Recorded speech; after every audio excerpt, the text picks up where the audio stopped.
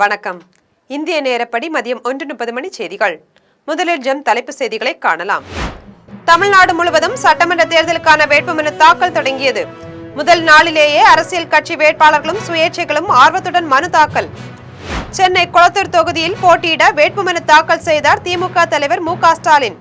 திறந்த வாகனத்தில் ஊர்வலமாக சென்று பொதுமக்களை சந்தித்து வாக்கு சேகரிப்பு. தமிழக வெற்றி கழக தலைவர் விஜய் சென்னை பெரம்பூர் தொகுதியில் வேட்புமனு தாக்கல். சென்னை வில்லிவாக்கம் தொகுதியில் வேட்புமனு தாக்கல் செய்தார் தாவேகாவின் ஆதவ் அர்ஜுனா. மக்கள் தொகை கணக்கெடுப்பில் சேகரிக்கப்படும் ஒருவரின் தனிப்பட்ட தகவல் முற்றிலும் பாதுகாக்கப்படும். வீடுகளை பட்டியலிடல் வீடுகள் கணக்கெடுப்பு பணி இன்னும் சில நாட்களில் தொடங்க உள்ளதாக அறிவிப்பு. தமிழ்நாடு சட்டமன்ற தேர்தலில் போட்டியிடும் பாட்டாளி மக்கள் கட்சி வேட்பாளர்கள் பட்டியல் வெளியீடு. தருமபுரியில் சௌமியாவும் சென்னை பெரம்பூரில் திலகபாமாவும் போட்டி.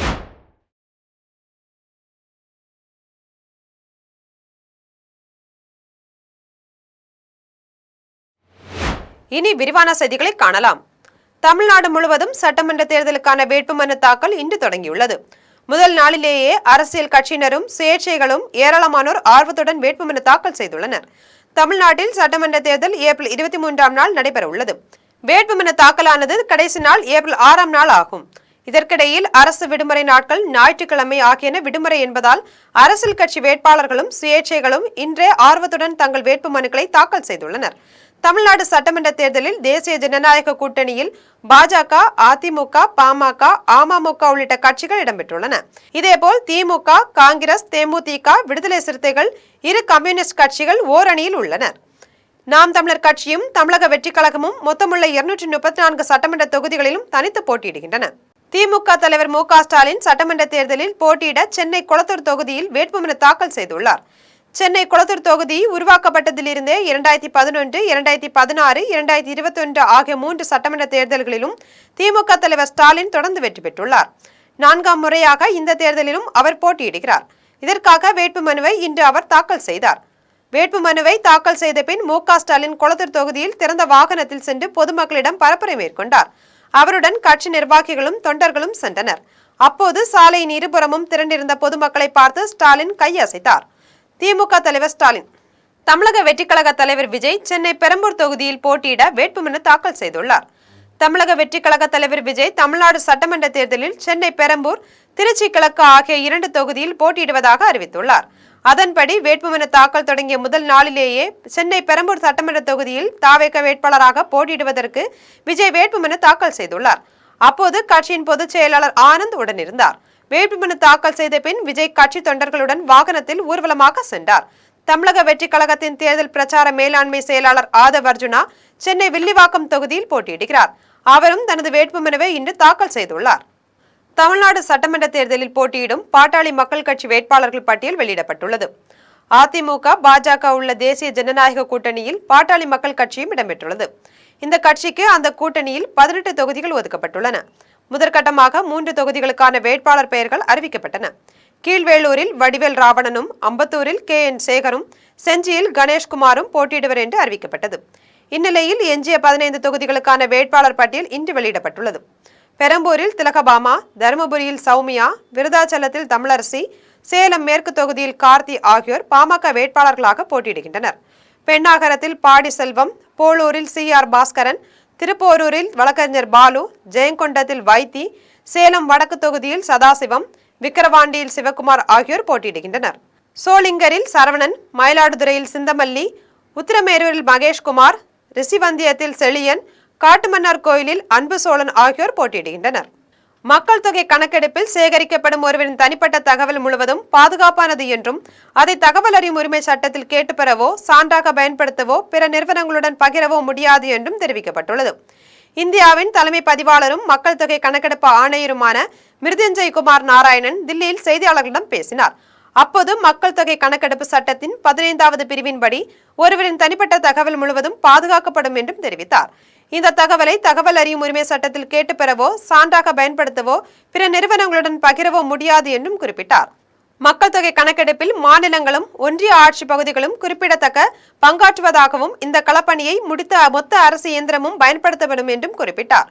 இதற்கு முன் 2011ஆம் ஆண்டு மக்கள் தொகை கணக்கெடுக்கப்பட்டதாகவும் இது நாட்டின் விடுதலைக்கு பிந்தைய 8வது கணக்கெடுப்பு என்றும் அவர் தெரிவித்தார். மக்கள் தொகை கணக்கெடுப்புக்கான ஏற்பாடுகள் அனைத்தும் செய்யப்பட்டு விட்டதாகவும் இன்னும் சில நாட்களில் பல மாநிலங்களில் வீடுகளை பட்டியலிடுதல் வீடுகள் பற்றிய கணக்கெடுப்பு தொடங்க உள்ளதாகவும் அவர் தெரிவித்தார். இந்த முறை தாளில் இல்லாமல் முழுவதும் டிஜிட்டல் முறை கணக்கெடுப்பு நடைபெறும் என்றும் மிருத்யுஞ்சய் குமார் நாராயணன் தெரிவித்தார். கரூரில் செந்தில் பாலாஜி நின்றால் மிகப்பெரிய தோல்வியை சந்திக்க நேரிடும் என்று மத்திய இணையமைச்சர் எல் முருகன் தெரிவித்துள்ளார். திண்டுக்கல் மாவட்டம் பழனி புலிப்பாணி ஆசிரமத்தில் மத்திய இணையமைச்சர் எல் முருகன் யாகத்தை முடித்துவிட்டு செய்தியாளர்களை சந்தித்து பேசினார். அப்போது பேசிய அவர், பழனி தண்டாயுதபாணி சாமியிடம் தமிழக மக்கள் அனைவரும் நலமுடன் இருக்க வேண்டும் என்றும் திமுக ஆட்சியிலிருந்து மக்கள் விடுதலை பெற வேண்டும் என்றும் வேண்டிக் கொண்டதாக தெரிவித்தார். தொடர்ந்து செந்தில் பாலாஜி கரூர் தொகுதியில் போட்டியிடாதது குறித்த கேள்விக்கு, கரூரில் செய்த முறைகேடுகளால் மக்கள் அவர் மீது அதிருப்தியில் உள்ளனர், அதனால் அங்கே நின்றால் மிகப்பெரிய தோல்வியை சந்திக்க நேரிடும் என்ற பயத்தில்தான் அவர் கோயம்புத்தூருக்கு மாறியிருக்கலாம் என்று விமர்சித்தார்.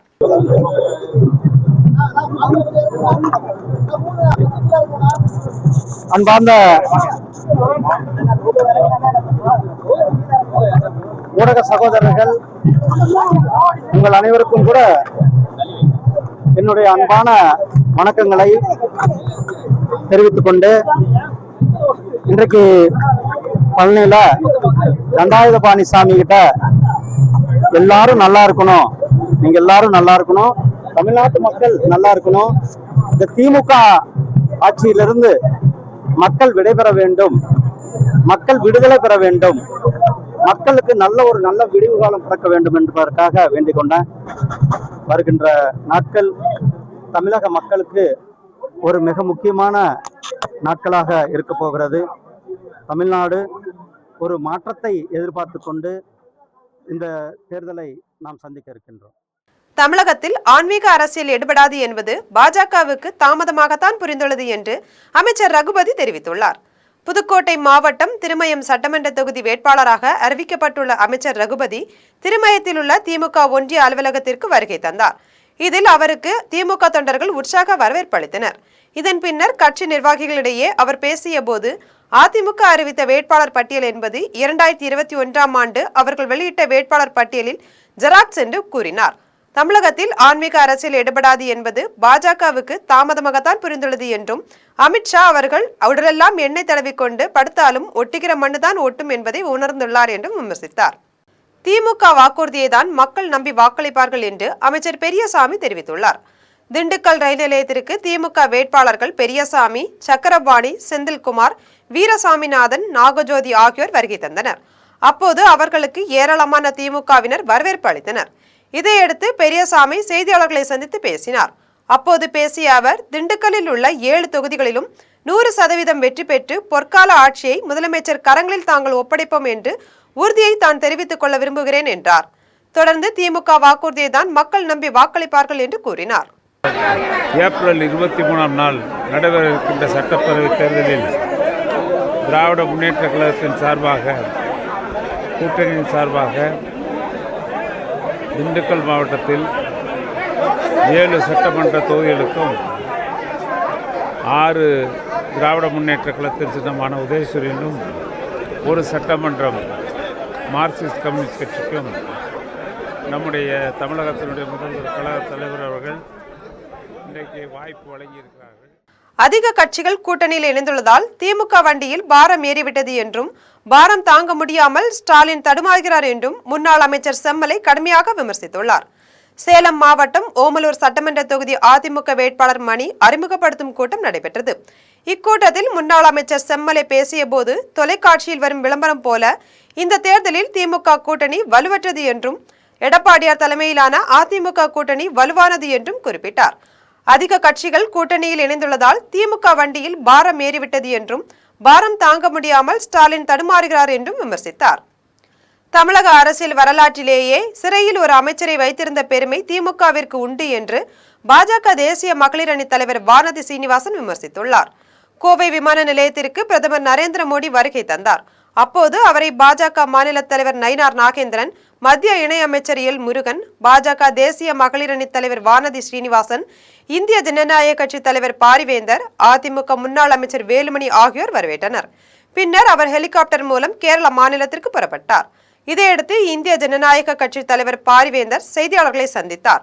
அப்போது பேசிய அவர், பிரதமர் வந்திருப்பதால் தோழமை கட்சிகள் அவரை பார்த்து அன்பை தெரியப்படுத்த வந்தோம் என்றார். தோழமை கட்சியெல்லாம் அவரை பார்க்கணும், அவர்கிட்ட ஆசீர் வாங்கணும், அல்லது அவருடைய நம்ம அன்பை தெரிவிக்கணும். அதுக்காக நாங்கள் அழைக்கப்பட்டோம், பார்த்தோம், ரசித்தோம். இப்பொழுது வீட்டுக்கு செல்லுங்கள். இதைத் தொடர்ந்து அதிமுக முன்னாள் அமைச்சர் வேலுமணி செய்தியாளர்களிடம் பேசிய போது, தாவேக தலைவர் விஜய் வேட்பாளர்களை கண்டுபிடிக்கவே சிரமப்பட்டுள்ளார் என்று விமர்சித்தார். திடீர்னு வர்றாரு, திடீர்னு இப்போ கிட்டத்தட்ட ஒரு 10 நாளாக இல்லை, இன்னைக்கு தான் வந்து திடீர்னு வேட்பாளர் வெளியிட்டு இருக்காரு. வேட்பாளர்களை வந்து கண்டுபிடிக்கிறதுக்கே ரொம்ப சிரமப்பட்டிருப்பாங்க போல இருக்கு. அதாவது அவங்களாம் களத்திலேயே இல்லை. போட்டி திமுக அதிமுக தான். போட்டி திமுக அதிமுக தான் மக்களுக்கு தெளிவாக தெரியும். ஆகவே கண்டிப்பாக திமுக வர முடியாது, அதிமுக வெற்றி வரும். எடப்பாடி பின்னர் பாஜக தேசிய மகளிர் அணி தலைவர் வானதி சீனிவாசன் செய்தியாளர்களிடம் பேசிய போது, தமிழக அரசியல் வரலாற்றிலேயே சிறையில் ஒரு அமைச்சரை வைத்திருந்த பெருமை திமுகவிற்கு உண்டு என தெரிவித்தார். திமுக இதுபோன்ற ஊழல் கரை பதிந்த அமைச்சரை கோவைக்கு அனுப்பி மக்களை அவமரியாதை செய்திருக்கிறது என்று குற்றம் சாட்டினார். தமிழக வரலாற்றிலேயே ஜெயிலில் இருந்து ஒரு அமைச்சரை வைத்திருந்த ஒரு பெருமை திமுகவிற்கு தான் உண்டு. அப்படி ஜெயிலில் இருக்கக்கூடிய ஒரு ஊழல் கரை பறிந்த அமைச்சரை கோவை மாதிரியான இடத்திற்கு அனுப்பி வைத்திருப்பதன் வாயிலாக 2 விஷயங்கள் நடக்கும். ஒன்று, கடந்த முறை மாதிரியே 10க்கு 10 என்று கோவை மாவட்டத்தின் அனைத்து தொகுதிகளும் என்டிஏ வசம் வரும். தேமுதிக விருதுநகரை மறந்துவிட வேண்டும், விருதுநகரில் அவளுக்கு இனி வேலை இல்லை என்று முன்னாள் அமைச்சர் ராஜேந்திர பாலாஜி தெரிவித்துள்ளார்.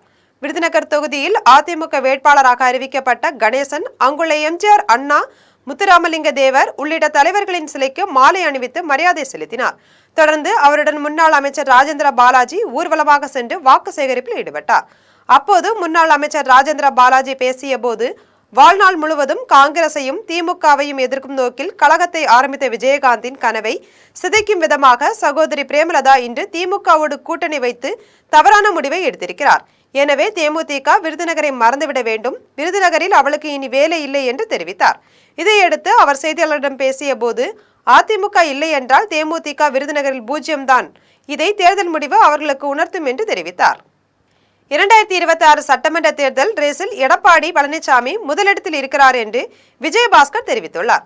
புதுக்கோட்டை மாவட்டம் திருவப்பூர் முத்துமாரியம்மன் கோயிலில் அதிமுக சார்பில் வேட்பாளராக அறிவிக்கப்பட்டுள்ள விஜயபாஸ்கர், வைரமுத்து, விமல் ஆகியோர் சாமி தரிசனம் செய்தனர். பின்னர் அருகிலுள்ள அண்ணா, எம்ஜிஆர் சிலைகளுக்கு மாலை அணிவித்து மரியாதை செலுத்தினர். தொடர்ந்து விஜயபாஸ்கர் செய்தியாளர்களை சந்தித்து பேசினார். அப்போது பேசிய அவர், தேர்தல் ரேஸில் எடப்பாடி பழனிசாமி முதலிடத்தில் இருக்கிறார் என்றும் அவர் அறிவித்த தேர்தல் வாக்குறுதிகள் இந்த முறை கதாநாயகனாக விளங்குகிறது என்றும் தெரிவித்தார். இதையடுத்து விஜய் அதிமுகவை கணக்கில் கொள்ளவில்லையா என்பது குறித்த கேள்விக்கு, அது முக்கியமல்ல, மக்கள் தான் எஜமானர்கள், மக்கள் மனதில் யார் உள்ளார்கள் என்பதுதான் முக்கியம் என்று பதிலளித்தார். தலைவி அம்மாவுடைய நினைவிடங்களுக்கு சென்று வழிபட்டு விட்டு அதற்கு பின்னாலே குலதெய்வத்தை வழிபட்டு எங்களுடைய எல்லோருக்கும் அருள் பாலிக்கக்கூடிய திருவப்பூர் முத்துமாரியம்மனை தரிசிக்க வந்திருக்கின்றோம். அம்மனுடைய அருள், மக்களுடைய ஆசீர்வாதம், வாக்காளர்களுடைய ஏக்கம், எண்ணம், எதிர்பார்ப்பு எல்லாம் சேர்த்து நிச்சயமாக புதுக்கோட்டை சட்டமன்ற தொகுதி, புதுக்கோட்டை மாவட்டத்தில் புதுக்கோட்டை சட்டமன்ற தொகுதி, ஆலங்குடி சட்டமன்ற தொகுதி, கந்தர்வேட்டை சட்டமன்ற தொகுதி, திருமயம் சட்டமன்ற தொகுதி, அறந்தாங்கி சட்டமன்ற தொகுதி என 6 தொகுதிகளையும் தமிழ்நாடு முழுக்க இருக்கக்கூடிய இன்றைக்கு இருக்கக்கூடிய இந்த கள நிலவரம், திராவிட முன்னேற்ற கழகத்துடைய ஆட்சி அகற்றப்பட வேண்டும் என்று எல்லோருடைய எதிர்பார்ப்பாக இருக்கிறது. திமுக வெளியிட்டுள்ள வேட்பாளர் பட்டியல் தேசிய ஜனநாயக கூட்டணி கட்சிகளின் வேட்பாளர்களை வெற்றி பெற உறுதி செய்துவிட்டது என்று பாஜக மாநில செயற்குழு உறுப்பினர் விஜயதரணி தெரிவித்துள்ளார். கன்னியாகுமரி மாவட்டம் மேல்புரத்தில் உள்ள தெற்கு ஒன்றிய பாஜக கட்சி அலுவலகத்தின் திறப்பு விழா ஒன்றிய தலைவர் சரவண நாராயணன் தலைமையில் நடைபெற்றது. விழாவில் பாஜக மேற்கு மாவட்ட தலைவர் சுரேஷ், பொதுச் செயலாளர் நந்தினி, மாநில செயற்குழு உறுப்பினர்கள் ஜெயசீலன், தர்மராஜ், விஜயதரணி ஆகியோர் குத்துவிளக்கு ஏற்றி தொடங்கி வைத்தனர். தொடர்ந்து மாநில செயற்குழு உறுப்பினர் விஜயதரணி செய்தியாளர்களை சந்தித்து பேசினார். அப்போது திமுக 3 அமைச்சர்களுக்கு மீண்டும் வாய்ப்பு வழங்கவில்லை, இதை எப்படி பார்க்கிறீர்கள் என்ற கேள்விக்கு திமுக பயத்தில் நடுங்கிக் கொண்டிருக்கிறது என்றார். என்பதைத்தான் பார்க்க முடிகிறது என்றும் விமர்சித்தார். தொடர்ந்து திமுக வெளியிட்டுள்ள வேட்பாளர் பட்டியல் தேசிய ஜனநாயக கூட்டணி கட்சிகளின் வேட்பாளர்களை வெற்றி பெற உறுதி செய்துவிட்டது என்று தெரிவித்தார். மக்களிடமிருந்து பல்வேறு குற்றச்சாட்டுகள் எழுந்த அமைச்சர்களாக இருக்கட்டும், ஊழல் குற்றச்சாட்டுகள் எழுந்த அமைச்சர்களாக இருக்கட்டும், இது போன்ற பல்வேறு அமைச்சர்களை நிறுத்தாமல் இருப்பது நன்மை என்று கருதும் அளவிற்கு இன்றைக்கு திமுக சரிந்திருக்கிறது என்பதை தான் பார்க்க முடிந்த ஒன்று. சிவகங்கையில் விரைவில் தேர்தல் பிரச்சாரத்தை தொடங்க உள்ளேன் என்று முக்குளத்தூர் புலிப்படை தலைவர் கருணாஸ் தெரிவித்துள்ளார். சென்னை அண்ணா அறிவாலயத்தில் முக்குளத்தூர் புலிப்படை தலைவர் கருணாஸ் செய்தியாளர்களை சந்தித்தார். அப்போது பேசிய அவர், முதலமைச்சர் மு.க. ஸ்டாலின் தனக்கு சிவகங்கை தொகுதியில் போட்டியிட வாய்ப்பளித்தமைக்கு நன்றியை தெரிவித்துக் கொள்கிறேன் என்றார். தொடர்ந்து சிவகங்கையில் விரைவில் தேர்தல் பிரச்சாரத்தை தொடங்க உள்ளேன் என்று கூறினார். இதையடுத்து இதுவரை விஜய் என்று அறியப்பட்டவர் இப்போது ஜோசப் விஜய் என சொல்கிறார் என்று கேள்வி எழுப்பினார். தொடர்ந்து என்னை பொறுத்தவரை யார் எவ்வளவு வாக்குகள் வாங்கினாலும் திமுக தலைமையிலான மத சார்பற்ற கூட்டணியின் வாக்குகள் பாதிக்கப்படாது என தெரிவித்தார். தளபதி அவர்கள் சமீபத்தில் இந்த கடந்த ஆண்டுகளில் மக்களுக்கு, தமிழ்நாட்டு மக்களுக்கு, குறிப்பாக பெண்களுக்கு அவர்கள் செய்த திட்டங்கள், கலைஞர் காப்பீட்டு திட்டங்கள், கலைஞருடைய உதவி திட்டம், அதே மாதிரி மாணவிகளுக்கான அந்த ஊக்கத்தொகை, அடுத்து இளைஞர்களுக்கு விளையாட்டுத்துறையில் செய்யப்பட்ட மிகப்பெரிய வாய்ப்புகள், இது போன்ற அதே மாதிரி காலை உணவு திட்டம், இதெல்லாம் இலவச பஸ் வசதிகள் கொண்ட மகளிருக்கான திட்டம். விஜய் 2 தொகுதியில் வேட்புமனு தாக்கல் செய்தது திமுகவின் தில்லுமுள்ளுவை தவிர்க்கவே என தாவேக பரப்புரை செயலாளர் நாஞ்சில் சம்பத் தெரிவித்துள்ளார். திண்டுக்கல் மாவட்டம் நத்தத்தில் தமிழக வெற்றி கழகம் சார்பில் தேர்தல் பரப்புரை கூட்டம் நடைபெற்றது. இக்கூட்டத்தில் பரப்புரை செயலாளர் நாஞ்சில் சம்பத் பேசிய போது, தாவேக தலைவர் விஜய் 2 தொகுதியில் வேட்புமனு தாக்கல் செய்தது திமுகவின் தில்லுமுள்ளுவை தவிர்க்கவே என்றார். தேர்தல் ஆணையத்தை தங்கள் வசதிக்காக திமுக வளைத்துக் கொண்டு கடைசி நிமிடத்தில் விஜயனுடைய வேட்புமனு தள்ளுபடி செய்யப்படும் என சிந்தித்து அவர் 2 தொகுதியில் நின்றுள்ளதாக தெரிவித்தார். அதை அவர்கள் எதிர்பார்க்கிறார்கள். அதிமுகவுக்கு எதிராக 3வது சக்தி ஒன்று முளைக்குமானால் அது முளையிலேயே கருகிவிட வேண்டும் என்பது அவர்கள் திட்டம். 3வது சக்தியாகத்தான் என்னை சின்ன வயதில் என் சிந்தையில் உட்கார்ந்து கொண்ட என் அண்ணன் 1994 மே திங்கள் 6ஆம் தேதி மர்மலட்சிய திமுகவை தொடங்கினார். தாவேக தலைவர் விஜய் களத்தில் எதிர்த்து நின்றாலும் அவரை மதித்து தேர்தலில் வெற்றி பெறுவோம் என திமுக வேட்பாளர் மார்க்கண்டேயன் தெரிவித்துள்ளார். தூத்துக்குடி மாவட்டம் விளாத்திக்குளம் சட்டமன்ற தொகுதியில் 3வது முறையாக போட்டியிடும் திமுக வேட்பாளர் மார்க்கண்டேயனுக்கு எட்டயபுரத்தில் திமுக மற்றும் கூட்டணி கட்சியினர் உற்சாக வரவேற்பு அளித்தனர். இதன் பின்னர் அவர் செய்தியாளர்களை சந்தித்து பேசிய போது, திமுக ஆட்சி மீண்டும் மலர வேண்டும் என்று அனைத்து மாநிலங்களிலும் மதசார்பற்ற அணியில் எதிர்பார்க்கின்றனர் என கூறினார். கடந்த கால ஆட்சியில் இந்த மக்களின் கோரிக்கைகளில் 50% தமிழக முதலமைச்சர் மு.க. ஸ்டாலின் ஆசியோடு நிறைவேற்றியுள்ளதாக தெரிவித்தார். தாவேக தலைவர் விஜய் களத்தில் எதிர்த்து நின்றாலும் அவரை மதித்து தேர்தலில் வெற்றி பெறுவோம் என்று கூறினார்.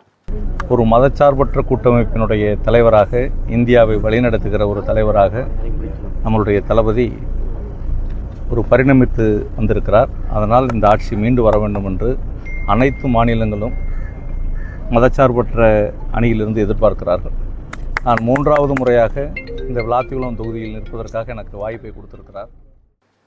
ஒரு விவசாயி விளைவித்த பொருளை மார்க்கெட்டில் விற்று அவர் எடுத்து செல்லும் பணத்தை பறிமுதல் செய்வது அவருடைய உழைப்பை பறிப்பதற்கு சமம் என்று தமிழ்நாடு வணிகர் சங்கங்களின் பேரவையின் மாநில தலைவர் சவுந்தரராஜன் தெரிவித்துள்ளார். சென்னை நெற்குன்றத்தில் தமிழ்நாடு வணிகர் சங்கங்களின் பேரவை சார்பில் மேற்கு மாவட்ட தலைவர் துரை மாணிக்கம் தலைமையில் ஆலோசனை கூட்டம் நடைபெற்றது. கூட்டத்தில் மாநில தலைவர் சவுந்தரராஜன் பங்கேற்று பல்வேறு ஆலோசனைகள் மற்றும் மாநாடு நடத்துவது குறித்து அறிவுரைகள் வழங்கினார். தொடர்ந்து மாநில தலைவர் சவுந்தரராஜன் செய்தியாளர்களை சந்தித்து பேசினார். அப்போது பேசிய அவர், தமிழகத்தில் தேர்தல் பறக்கும் படையினர் 50,000க்கும் மேல் கொண்டு செல்பவர்களிடம் பணத்தை பறிமுதல் செய்வதை இயந்திரத்தனமாக தாங்கள் பார்க்கிறோம். ஒரு விவசாயி விளைவித்த பொருளை மார்க்கெட்டில் விற்று அவர் எடுத்து செல்லும் பணத்தை பறிமுதல் செய்வது அவருடைய உழைப்பை பறிப்பதற்கு சமம் என்று தெரிவித்தார். தொடர்ந்து சமையல் எரிவாயு தட்டுப்பாட்டின் மீது மத்திய மாநில அரசுகள் உடனடியாக நடவடிக்கை எடுக்க வேண்டும், இல்லை என்றால் தமிழ்நாடு வணிகர் சங்கங்களின் பேரவை சார்பில் தமிழகம் முழுவதும் போராட்டம் நடத்துவோம் என்று தெரிவித்தார். வருகிறார்கள். இது ஒரு இயந்திரத்தனமான செயல்பாடாக நாங்கள் கருதுகிறோம். காரணம், ஒரு வருடம் முழுவதும் வயலில் நிலத்தில் வேலை செய்து அவர் விளைவித்த பொருளை கோயம்பேடு மார்க்கெட்டில் விற்று அவர் எடுத்து செல்லும் பணத்தை பறித்துக் கொள்வது என்பது அவருடைய உழைப்பை பறிப்பதற்கு சமம். தமிழகத்தில் வாரிசு அரசியலுக்கு முடிவு கட்ட மக்கள் இந்த தேர்தலில் தயாராக இருக்கின்றார்கள் என்று திமுகவை மறைமுகமாக அதிமுக வேட்பாளர் மனோ விமர்சித்துள்ளார். சென்னை துறைமுகம் தொகுதியில் அதிமுக வேட்பாளராக அறிவிக்கப்பட்டுள்ள மனோ தனது அலுவலகத்தில் செய்தியாளர்களை சந்தித்தார். அப்போது பேசிய அவர், தமிழகத்தில் வாரிசு அரசியலுக்கு ஒரு முடிவு கட்ட மக்கள் இந்த தேர்தலில் தயாராக இருக்கின்றார்கள் என்று திமுகவை மறைமுகமாக விமர்சித்தார். தொடர்ந்து அதிமுகவை தாவேகா தலைவர் விஜய் எப்போதுமே குறைத்து மதிப்பீடு செய்கிறார் என்றும் விஜய் தன்னைத்தானே உயர்த்தி பேசிக் கொள்கிறார் என்றும் கூறினார். மேலும் கட்சியில் சேர்ந்து 4 நாட்கள் மட்டுமே ஆன நபருக்கு சீட் தரும் அளவிற்கு தான் தமிழக வெற்றி கழகம் உள்ளது என்று விமர்சித்தார். ஆக்கிரமிப்பு, நில அபகரிப்பு இவையெல்லாம் தாண்டி பெண்கள் சுதந்திரமாக நடமாட முடியாத ஒரு சூழல் தமிழகத்திலே ஒரு அசாதாரண சூழல் இருந்து கொண்டிருக்கின்றது. இதற்கெல்லாம் காரணகர்த்தாவாக இருப்பது கஞ்சா போன்ற போதைப் பொருளுடைய தாராள நடமாட்டம்தான். செங்கத்தில் அதிமுக சார்பில் வேட்பாளர் அறிமுகம் மற்றும் செயல் வீரர் வீராங்கனைகள் கூட்டம் நடைபெற்றது. திருவண்ணாமலை மாவட்டம் செங்கத்தில் அதிமுக கட்சி தேர்தல் அலுவலகத்தை முன்னாள் அமைச்சர் அக்ரி கிருஷ்ணமூர்த்தி ரிப்பன் வெட்டி திறந்து வைத்தார். இதன் பின்னர் தனியார் திருமண மண்டபத்தில் நடைபெற்ற செயல் வீரர்கள் கூட்டத்தில் செங்கம் தொகுதி அதிமுக வேட்பாளர் வேலுவை அறிமுகம் செய்து வைத்தார். இந்நிகழ்ச்சியில் செங்கம் மேற்கு ஒன்றிய கழக செயலாளர் அமுதா அருணாச்சலம் பேசிய போது, ஜனநாயகத்திற்கும் பணநாயகத்திற்கும் மான போட்டி என்பதை இந்த தேர்தல் முடிவு செய்யும் என ஆவேசமாக பேசினார். இந்நிகழ்ச்சியில் தேசிய ஜனநாயக கூட்டணி கட்சி முக்கிய நிர்வாகிகள் ஏராளமானோர் கலந்து கொண்டனர். சென்னை கோயம்பேட்டில் மது அருந்திக் கொண்டிருந்த போது ஏற்பட்ட தகராறில் ஒருவர் பீர் பாட்டிலால் குத்தப்பட்டு ஆபத்தான நிலையில் ராஜீவ்காந்தி அரசு மருத்துவமனையில் அனுமதிக்கப்பட்டுள்ளார். திருவண்ணாமலையை சேர்ந்தவர்கள் சங்கர் மற்றும் அவரது நண்பர் சண்முகம். இவர்கள் இருவரும் சென்னை கோயம்பேடு மார்க்கெட்டில் வேலை செய்து வருகின்றனர். இந்நிலையில் இவர்கள் இருவரும் அப்பகுதியில் சிலருடன் சேர்ந்து ஒன்றாக மது அருந்திக் கொண்டிருந்தனர். அப்போது சங்கர் மற்றும் சண்முகத்துடன் மது அருந்திய கும்பல் தகராறில் ஈடுபட்டனர். இதில் ஆத்திரமடைந்த அந்த கும்பல் சங்கர் மற்றும் சண்முகத்தை பீர் பாட்டிலால் குத்தி கடுமையாக தாக்கினர். இதையடுத்து சத்தம் கேட்டு அருகில் இருந்த மார்க்கெட் ஊழியர்கள் அங்கு வந்தவுடன் அந்த நபர்கள் அங்கிருந்து தப்பித்து சென்றனர். இதன் பின்னர் மார்க்கெட் ஊழியர்கள் காவல்துறையினரிடம் தகவல் தெரிவித்தனர். சம்பவ இடத்திற்கு வந்த காவல்துறையினர் இருவரையும் மீட்டு கீழ்ப்பாக்கம் அரசு மருத்துவமனைக்கு அனுப்பி வைத்தனர். மருத்துவமனையில் அனுமதிக்கப்பட்ட சங்கர் உயிருக்கு ஆபத்தான நிலையில் உள்ளதால் மேல் சிகிச்சைக்காக ராஜீவ்காந்தி அரசு மருத்துவமனைக்கு கொண்டு சென்றனர். இது தொடர்பாக காவல்துறையினர் வழக்கு பதிவு செய்து தாக்குதல் நடத்திய கும்பலை தீவிரமாக தேடி வருகின்றனர். கோவை அருகே போதையில் இளைஞர் ஓட்டி வந்த கார் இருசக்கர வாகனம் மீது மோதியதில் இருசக்கர வாகனத்தில் வந்தவர் படுகாயமடைந்து மருத்துவமனைக்கு அனுமதிக்கப்பட்டுள்ளார். கோவை மாவட்டம் ஒத்தக்கல் மண்டபம் அருகே வேகமாக கார் ஒன்று வந்து கொண்டிருந்தது. அப்போது கட்டுப்பாட்டை இழந்த கார் முன்பாக சென்று கொண்டிருந்த இருசக்கர வாகனங்கள் மீது மோதியது. இந்த விபத்தில் இருசக்கர வாகனத்தில் வந்தவர்கள் தூக்கி வீசப்பட்டு படுகாயமடைந்தனர். இதையடுத்து அருகில் இருந்த பொதுமக்கள் காயமடைந்தவர்களை மீட்டு அருகிலுள்ள மருத்துவமனைக்கு அனுப்பி வைத்தனர். தொடர்ந்து காரில் இருந்த 3 இளைஞர்களையும் பொதுமக்கள் விரட்டி பிடித்து காவல்துறையினரிடம் ஒப்படைத்தனர். இந்த சம்பவம் குறித்து செட்டிப்பாளையம் காவல்துறையினர் வழக்கு பதிவு செய்து விசாரணை மேற்கொண்டனர். இந்த விபத்து காட்சிகள் தற்போது சமூக வலைதளங்களில் வைரலாகியுள்ளது. அதிமுக கூட்டணி கட்சியினர் ஒருங்கிணைந்து வெற்றிக்காக பாடுபட வேண்டும் என முன்னாள் அமைச்சர் செம்மலை கேட்டுக்கொண்டுள்ளார். சேலம் தெற்கு தொகுதி அதிமுக வேட்பாளர் வினோத் அறிமுக கூட்டம் சீலநாயக்கன்பட்டியில் நடைபெற்றது. சேலம் மாநகர் மாவட்ட பொறுப்பாளர் சிங்காரம் தலைமையேற்று வேட்பாளர் வினோத்தை அறிமுகம் செய்து வைத்தார். இந்த கூட்டத்தில் மாநகர் மாவட்ட செயலாளர் பாலு, அவைத்தலைவர் பன்னீர்செல்வம், பொருளாளர் வெங்கடாசலம், முன்னாள் சட்டமன்ற உறுப்பினர்கள் செல்வராஜு, சக்திவேல், ரவிச்சந்திரன் ஆகியோர் கலந்து கொண்டனர். இதேபோல் வீரபாண்டி தொகுதி அதிமுக வேட்பாளர் ஸ்ரீ பாலாஜி சுகுமார் அறிமுக கூட்டம் நெய்க்காரப்பட்டியில் நடைபெற்றது.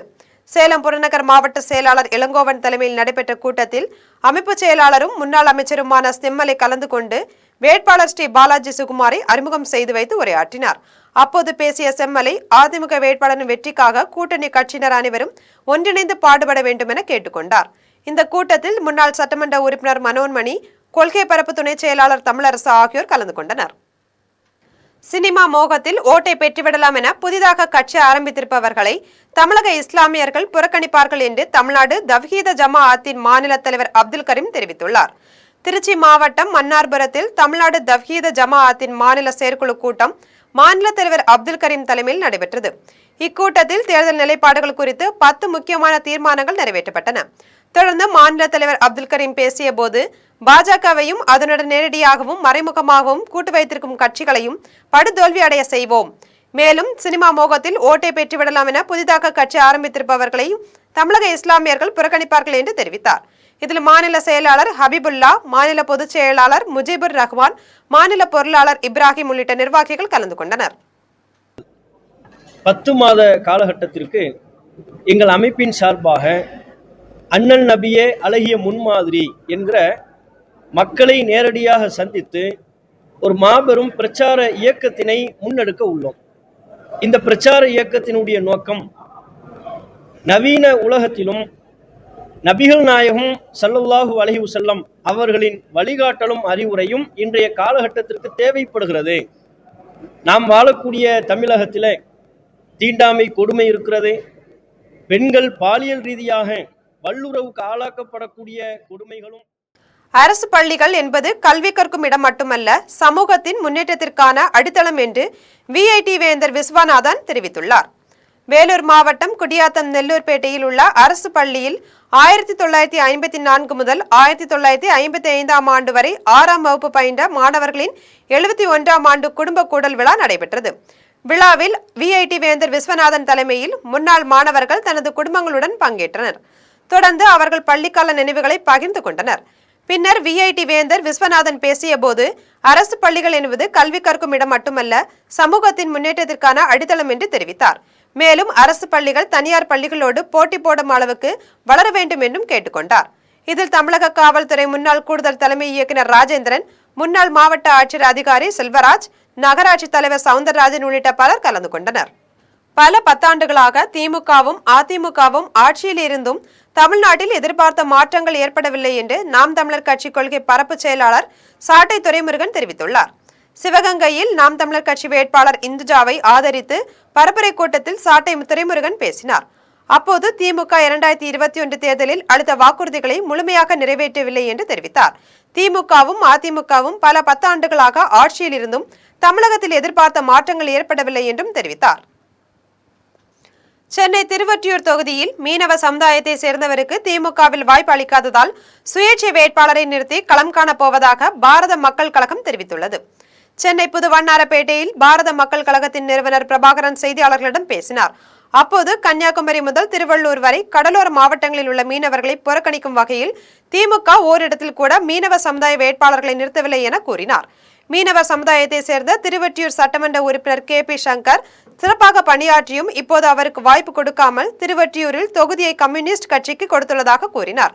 கடலோர மாவட்டங்களில் 10 தொகுதிகளில் சுயேட்சையாக மீனவ சமுதாயத்தை சேர்ந்தவர்களை போட்டியிட செய்ய உள்ளதாக பாரத மக்கள் கழகத்தின் நிறுவனர் பிரபாகரன் தெரிவித்தார்.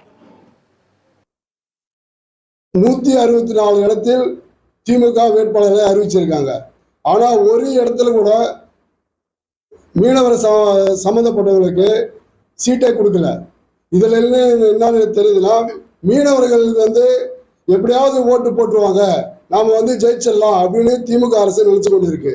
ஆனா முற்றிலும் இந்த தேர்தலில் மக்கள், மீனவ மக்கள் இவங்களுக்கு சரியான பாடம் கற்பிப்பாங்க. கன்னியாகுமரியில இருந்து பழவேற்காடு வரைக்கும் 1 கோடி மீனவ மக்கள் இருக்காங்க. சென்னை புழுதிவாக்கம் ரயில் நிலையத்தில் மின் தூக்கியில் சிக்கிக் கொண்ட குழந்தைகள் உட்பட 17 பேரை மீட்ட தீயணைப்பு படையினரை பொதுமக்கள் பாராட்டியுள்ளனர். சென்னை ஆதம்பாக்கத்தை சேர்ந்த சங்கர், சாந்தி இணையர் நேற்று திருவல்லிக்கேணி பார்த்தசாரதி கோவிலுக்கு சென்றுவிட்டு அங்கிருந்து பறக்கும் ரயிலில் புழுதிவாக்கம் நிலையத்திற்கு இரவு 9:30 மணிக்கு வந்துள்ளனர். நடைமேடையில் இருந்து கீழிறங்க மின் தூக்கியில் சென்றுள்ளனர். அவர்களை போன்று குழந்தைகள் உட்பட மொத்தம் 17 பேர் மின் தூக்கியில் சென்றபோது பாரம் தாங்காமல் மின் தூக்கி பாதி வழியிலேயே சிக்கிக் கொண்டது. இதுகுறித்து பயணிகள் தென்னக ரயில்வேக்கும் மின் தூக்கியில் ஒட்டப்பட்டிருந்த அவசர உதவி எண்ணுக்கும் தொடர்பு கொள்ள முயன்றனர். ஆனால் எந்த உதவியும் கிடைக்கவில்லை. இதனைத் தொடர்ந்து சங்கர் தொலைபேசியில் தன் நண்பரை தொடர்பு கொண்டு தாங்கள் மின்தூக்கியில் சிக்கிக் கொண்டதை தெரிவித்துள்ளார். சங்கரின் நண்பர் காவல்துறைக்கும் தீயணைப்பு துறைக்கும் தெரிவித்துள்ளார். இதையடுத்து வேளச்சேரி தீயணைப்பு நிலைய அதிகாரி பிரபாகரன் தலைமையிலான 5 வீரர்கள் புழுதிவாக்கம் ரயில் நிலையம் வந்துள்ளனர். நீண்ட நேர முயற்சிக்கு பின் 2வது தளத்தில் உள்ள மின்தூக்கி நுழைவாயிலை திறந்து அதன் வாயிலாக மின்தூக்கி மேற்பகுதிக்கு சென்று அதில் பொருத்தப்பட்டிருந்த மின்விசிறியை அகற்றி அதன் வாயிலாக முதலில் 4 குழந்தைகளை மிகவும் பத்திரமாக மீட்டனர். மின்தூக்கியில் சிக்கியிருந்த பயணிகளை மீட்பதற்கு முன்பு அவர்களுக்கு தேவையான உணவுப் பொருட்கள், குடிநீர் ஆகியவற்றை வழங்கி ஒவ்வொருவராக மீதும் இருந்த 14 பேரையும் மீட்டனர். கேரள மாநிலம் திருவனந்தபுரத்தில் கரிக்ககம் சாமுண்டேஸ்வரி கோயிலில் 5 லட்சம் பெண்கள் பொங்கலிட்டு வழிபாடு செய்தனர். கேரள மாநிலம் திருவனந்தபுரம் கரிக்ககம் சாமுண்டேஸ்வரி அம்மன் கோவில் பொங்கல் திருவிழா மார்ச் 24ஆம் நாள் தொடங்கியது. 7ஆம் திருவிழாவான இன்று சாமுண்டேஸ்வரி பங்குனி மாதம் மகம் நட்சத்திரத்தில் கோயில் பண்டார அடுப்பில் ஆலய தந்திரி புலையனூர் நாராயணன் அனுஜன் நம்பூதிரி தீபமேற்றினார். அதைத் தொடர்ந்து ஆலய வளாகம், சுற்றுப்புற பகுதிகள், திருவனந்தபுரம் நகர பகுதிகளான சாக்கை, வெண்பாலவட்டம், பாலநகர், கொச்சுவேலி உள்ளிட்ட பகுதிகளில் வீடுகள், சாலையோரங்கள் உட்பட அனைத்து பகுதிகளிலும் பெண்கள் பொங்கலிட்டனர். இதில் கேரள மாநிலத்தின் பல்வேறு பகுதிகளில் இருந்து வந்த பெண்களும் தமிழகத்தில் இருந்து வந்த பக்தர்களும் கலந்து கொண்டு பொங்கலிட்டனர். சிவகங்கை தொகுதியில் பெரிய வித்தியாசத்தில் வெற்றி பெற தீவிர களப்பணியில் ஈடுபடுவோம் என காங்கிரஸ் கட்சியின் மாநில பொதுச் செயலாளர் சுந்தர்ராஜன் தெரிவித்துள்ளார். சிவகங்கை மாவட்டம் மானாமதுரை அருகில் காங்கிரஸ் கட்சியின் மாநில பொதுச் செயலாளர் சுந்தர்ராஜன் செய்தியாளர்களை சந்தித்து பேசினார்.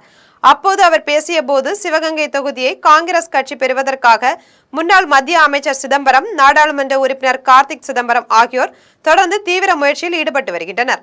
அவர்களுக்கு காங்கிரஸ் கட்சியின் சார்பில் நன்றியையும் பாராட்டுகளையும் தெரிவித்தார். மேலும் சிவகங்கை தொகுதியில் பெரிய வித்தியாசத்தில் வெற்றி பெற தீவிர களப்பணியில் ஈடுபடுவோம் என்று தெரிவித்தார்.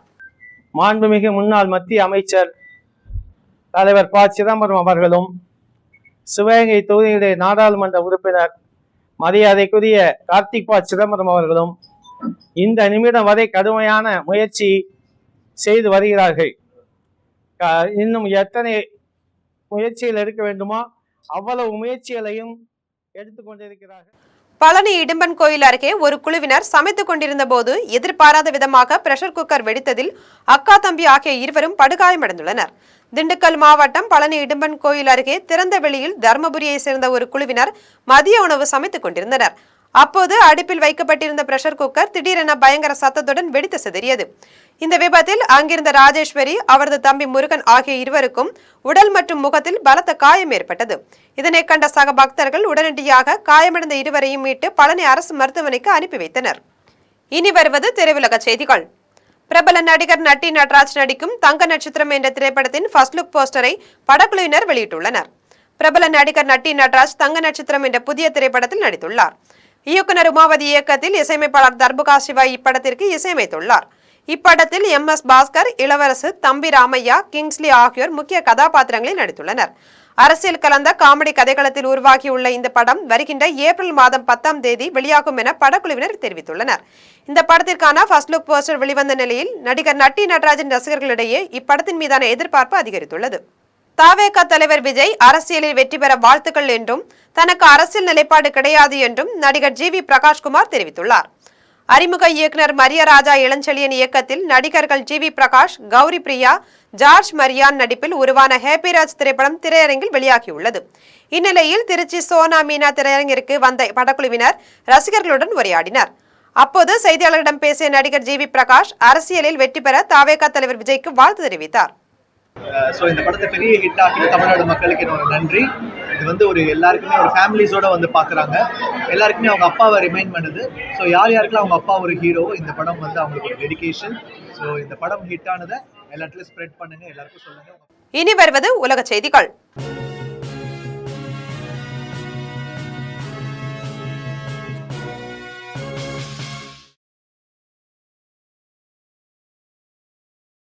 குவைத்தில் உள்ள மின்சார மற்றும் நீர் சுத்திகரிப்பு ஆலையின் மீது ஈரான் நடத்திய ஏவுகணை தாக்குதலில் இந்தியர் ஒருவர் உயிரிழந்துள்ளதாக குவைத் நாட்டின் எரிசக்தி அமைச்சகம் தெரிவித்துள்ளது.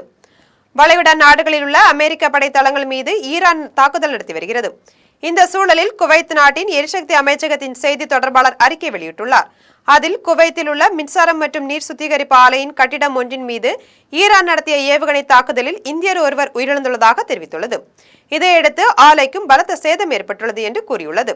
தொடர்ந்து தொழில்நுட்பம் மற்றும் அவசரகால குழுக்களை சேர்ந்தவர்கள் உடனடியாக சென்று சம்பவத்திற்கு பின்னர் ஆலையை மீண்டும் செயல்பட வைக்கும் பணியில் ஈடுபட்டு வருவதாக தெரிவித்துள்ளது. இனி வருவது விளையாட்டுச் செய்திகள்.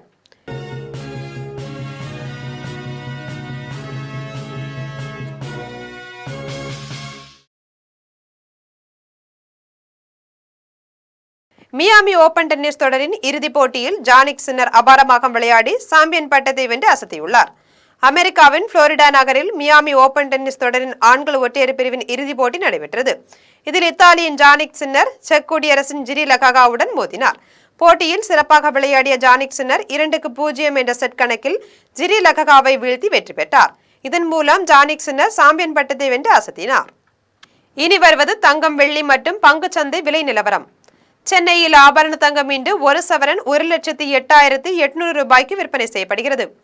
சென்னையில் இன்று ஆபரண தங்கத்தின் விலை கிராமுக்கு 60 ரூபாய் குறைந்து 13,600 ரூபாய்க்கு விற்பனை செய்யப்படுகிறது.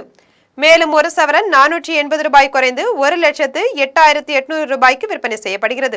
24 கேரட் தூய தங்கம் ஒரு சவரன் 1,18,696 ரூபாய்க்கு விற்பனை செய்யப்படுகிறது.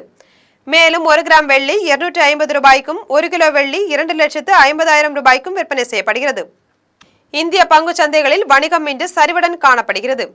மும்பை பங்குச்சந்தை பங்கு விலை குறியீட்டு எண் செக்சஸ் 1226 புள்ளிகள் குறைந்து 72,356 புள்ளிகளில் வணிகமாகிறது. தேசிய பங்குச்சந்தை பங்கு விலை குறியீட்டு எண் நிப்டி 342 புள்ளிகள் குறைந்து 22,477 புள்ளிகளில் வணிகமாகிறது. மீண்டும் தலைப்புச் செய்திகள். தமிழ்நாடு முழுவதும் சட்டமன்ற தேர்தலுக்கான வேட்புமனு தாக்கல் தொடங்கியது. முதல் நாளிலேயே அரசியல் கட்சி வேட்பாளர்களும் சுயேட்சைகளும் ஆர்வத்துடன் மனு தாக்கல். சென்னை கொளத்தூர் தொகுதியில் போட்டியிட வேட்புமனு தாக்கல் செய்தார் திமுக தலைவர் மு க ஸ்டாலின். திறந்த வாகனத்தில் ஊர்வலமாக சென்று பொதுமக்களை சந்தித்து வாக்கு சேகரிப்பு. தமிழக வெற்றி கழக தலைவர் விஜய் சென்னை பெரம்பூர் தொகுதியில் வேட்புமனு தாக்கல். சென்னை வில்லிவாக்கம் தொகுதியில் வேட்புமனு தாக்கல் செய்தார் தவேகாவின் ஆதவ் அர்ஜுனா. மக்கள் தொகை கணக்கெடுப்பில் சேகரிக்கப்படும் ஒருவரின் தனிப்பட்ட தகவல் முற்றிலும் பாதுகாக்கப்படும். வீடுகளை பட்டியலிடல் வீடுகள் கணக்கெடுப்பு பணி இன்னும் சில நாட்களில் தொடங்க உள்ளதாக அறிவிப்பு.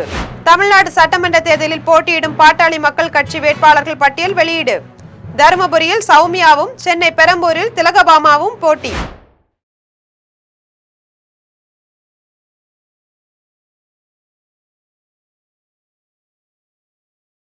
இத்துடன் ஜம் செய்திகள் நிறைவடைகின்றன. மீண்டும் ஜம் செய்திகள் மாலை 6 மணிக்கு. உடனுக்குடன் செய்திகளை காண ஜம் live.tv என்ற இணையதளத்தில் இணைந்திருங்கள். நன்றி, வணக்கம்.